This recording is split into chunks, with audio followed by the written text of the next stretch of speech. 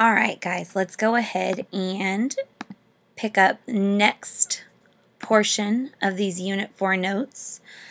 We had just discussed Washington and his farewell speech. Let's just review Washington in general. Of course, Washington is a peacemaker. He is going to set this country up with many presidents, the most important of which is probably refusing a third term. He's going to set two men as his cabinet that will shape this country forevermore. Jefferson, Secretary of State. Hamilton, Secretary of the Treasury. And, of course, Hamilton's going to have a very particular plan on how to set this country up financially. You need to make sure you know that plan in detail for your test. Short answer. But with that, I will tell you that he is going to be a very good president. He is going to take and he is going to put down Whiskey Rebellion. He's going to have a couple different treaties. One with the Spanish, Picnies, very good treaty. One with the British, Jay's Treaty. Kind of didn't go that well with the American people. But when he leaves office, his farewell speech will basically set the tone for isolationism, saying don't get entangled with other countries and stay away from political parties, which, of course, you know, we really listened to. Wait, no, we didn't. But we did get his vice president as the next president of the United States, none other than John Adams. Let me let you pause this and get it down. Now, John Adams, becomes president in 1796 election. Adams was supported by New England and the Federalists themselves. Of course, he was Adams Federalist, He defeats Jefferson in a 71-68 electoral college. Jefferson actually becomes the VP, vice president, Back in this time, the first vote getter would become president. The second would become vice president, which displays a flaw in the electoral college that has to be fixed by the 12th Amendment. You might want to circle that. That'd be an awfully good quiz question for me.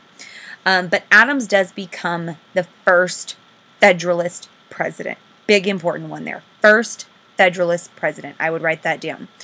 But at that time period, we were extremely close to war with France. Things had not been going well, especially since Jay's Treaty favored the British. Adams was a Federalist. The Federalists were closer to the British. And, of course, France was a little bit closer to Jefferson. And the Anti-Federalists, they were a little bit upset. They were upset because of Jay's Treaty, but they were also very upset because French warships had already started impressing merchant ships, over 300, and of course to impress means to take over those ships. So a kind of a quasi-war was already starting there.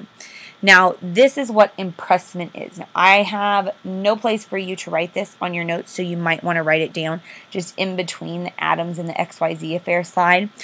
To impress is the act of kidnapping a ship. Its contents, its men, and forcing them into your navy. The British and the French were doing this to us. You think that America is going to let them do that to us? Absolutely, positively not. Not going to happen. So this is going to start many, many problems. One war in particular. But Adams is very, very, I don't want to say tricky. I'll be honest with you. Everything to do with Adams always has to do with the A. You'll notice that in your XYZ affair, slide, I circled the A in particular. That's because Adams, everything to do with Adams has to do with an A. His name, the fact is that his biggest achievement, you might want to write this down, is avoiding war with France. Very first thing right there, avoid war with France. After you pause this and get it down, you might want to do that. Adams sends 3 representatives to the United States, from the United States to France. John Marshall, Charles Pinckney, and John Jay to negotiate a peace treaty with the French. The U.S. representatives go there. They get snubbed by the French government. And actually, they were approached by 3 individuals that refused to give their names. They don't go down in history as X, Y, and Z because they did not give their names. And X, Y, and Z demanded a bribe of $250,000 back then. Can you imagine how much that would be? To even talk with the French government. Well, Our three Americans were extremely insulted. They refused the demands. They came home. They told Adams what had happened, and Adams was pissed because here's the unseemly part I'm going to tell you. The other A, besides the XYZ affair, the fact that Adams will avoid war with France, is that he was a little bit of an a-hole. And he does not tolerate that stuff, and he isn't even going to tolerate from a nice person, much less the French. And he said, I'll never send anybody there. This XYZ affair, because of the impressment of sailors, because of the tried bribe by these three Frenchmen, X, Y, and Z, it kind of goes down as a quasi-war. I need you to make sure you understand that. So down below this slide, put quasi. Q-U-A-Z-I. Quasi-war with France. But he does avoid war with France, which becomes his biggest success, okay? The next one. Oh, and it starts with what letter? An A. The Alien and Sedition Acts. Let you pause this, get it down. All right, the Alien and Sedition Acts, okay? Circle the A, of course, because remember, everything has to do with Adams starts with an A, okay? Even his wife's name, Abigail Adams, who she goes down in history as being one of the very first ladies, well, very first ladies, anything, but one of the very first women in America to ask for rights. She actually has a quote, goes down in history, kind of put it at the top of your notes, be a good quiz question. She writes a letter to her husband saying, don't forget to remember the ladies. But everything has to do with an A. Alien and Sedition Acts goes down in history as Adams' biggest black mark. And remember, I told you Adams is a little bit of an a-hole. Listen to this and you'll understand why. He's not very nice. People don't like him. And the press, they love the First Amendment, and they start to use the First Amendment, freedom of press. So they start running stories about how John Adams is an absolute jerk and he's not doing the right thing and he's abusing his power. Remember, he's a Federalist and he's making all these deals with the British and all of this stuff is going down. And he doesn't like what the newspapers are writing about him. Well, guess what? This is America, John. Of course they are going to write bad things about you. That's what the press does. But back then, he didn't want to tolerate it. So he has Congress pass and he signs what we call the Alien and Sedition Acts, which goes down as his black mark. Need you to know that. Goes down as his black mark. Look at the wording. That if any person shall write, print, utter, or publish, or shall basically say anything bad, unwillingly, unknowingly, scandalous, malicious, anything like that about the government of the U.S., either Congress or the president, then that person will be convicted before a court, punished with a fine, thousands of dollars, imprisonment, basically hung out to dry if you say something bad about the government. Wait a second. Doesn't that violate two freedoms in the First Amendment? Freedom of what and what do you think?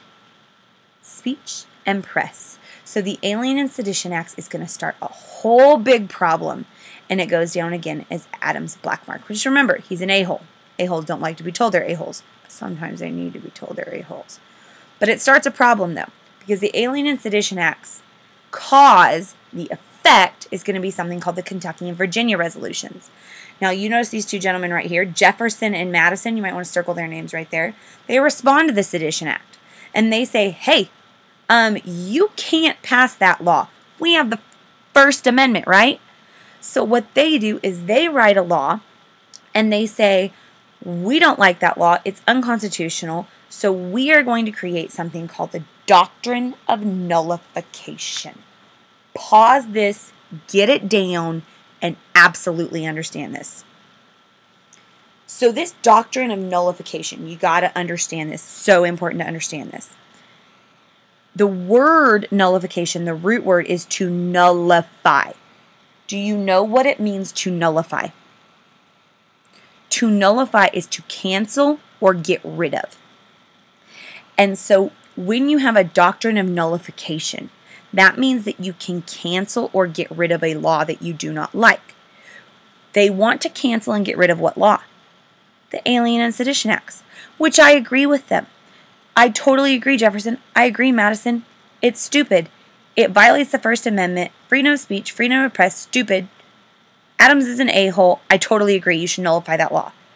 But what happens when the United States passes a law that says you can nullify national laws? it's not just that one law it affects. It then sets a precedent, we know that word, to get rid or cancel national laws, which means can the states do again whatever they want? Hello, Articles of Confederation, we're back. So the doctrine of nullification is the United States basically saying the states created the national government. We have the right, the states, to nullify, cancel, or get rid of any law we don't like. Is that going to go well? No. It's going to go back to being the Articles of Confederation, states do what they want, and we're not going to be united. No leadership, nothing. Okay? So the Kentucky and Virginia resolutions, while I do agree with the fact that the Sedition Act was bad, they start a very scary precedent that states can do whatever they want. So when a little state in the South says, we don't like the North, then we can nullify your laws. And then all of a sudden, that little state in the South says, we don't like this country, we want to secede. And then all of a sudden, what war do you have? States' rights, the Civil War. This is where it starts. Good quiz question, maybe. What laws set the precedent for South Carolina to secede? It would be the Kentucky and Virginia resolutions. Now, election of 1800. Let me let you pause this, get it down, please. Okay, election of 1800. Very, very, very first time, okay, that we are going to have the rise of political parties, and you are going to have not just 2 people run for president. You're going to have a lot more than that. You're actually going to have 3 people run for president to get enough of the electoral votes that actually, according to the Constitution, it had to be determined by the House of Representatives. So in 1800, the rise of political party caused flaws in the Electoral College. Parties chose their candidates and electors could vote for them. The Federalists had chosen Adams as their president and Hamilton as their VP. Democratic Republicans wanted Jefferson as their president and Burr as their VP. But here's the deal. You don't then vote for president and VP like we would, right? Obama and Biden, or whoever is going to be next, okay? You then voted for just a president. The first vote getter got president. The second vote getter for president got vice president, which means oftentimes the 2 most controversial people that didn't like each other were 1 and 2, which means one was president, one was vice president. Can you see that being a friendship that lasts? Probably not. What happened is a tie between Jefferson and Burr, and the House of Representatives chose Jefferson. So with that, Jefferson becomes the next president of the United States, the 3rd president of the United States.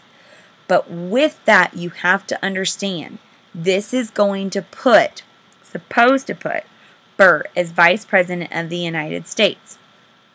But with that, you have a major flaw in the Electoral College. You can't just go number 1 gets president, number 2 gets vice president, because they hate each other probably. They just ran against each other. But to eliminate any future problems, you do need to know what amendment was passed. The 12th Amendment requires electors to specify the person they want for president and the person they want for VP, so there could never be a tie again. But the election of 1800 is, of course, what led to the Jeffersonian Democracy, or the Jefferson Democracy. This is where I'm going to take, and I'm going to pause this, or stop this one, and start video number 3.